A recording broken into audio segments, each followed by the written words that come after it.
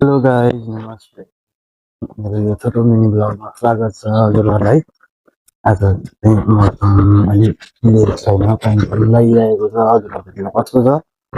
अनि आज चाहिँ हामी हेर्नेछौँ हाम्रो यो होटलको होइन कस्तो छ हेरेर प्रतिक्रिया दिनु होला।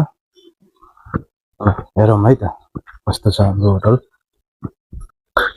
ल हेर्न सक्नुहुन्छ यस्तो छ है हाम्रो होटल चाहिँ। त्यसको बाहिर हेर्न सक्नुहुन्छ फुलहरू मजाले फुलिरहेका छन्, यता हेर्न सक्नुहुन्छ। आजको वेदर चाहिँ अलि राम्रो छैन, खासै घाम लागेको छैन, पानी परिरहेको छ बिस्तारै बिस्तारै। अब हाम्रो चाहिँ च्याउको सिजन पनि आयो होइन। आज फेरि च्याउ हेर्नेछौँ है कस्तो छ, हेरौँ है त कस्तो भएछ। नहेरेको थुप्रो दिन भयो, आज हेरौँ है त मिलेर।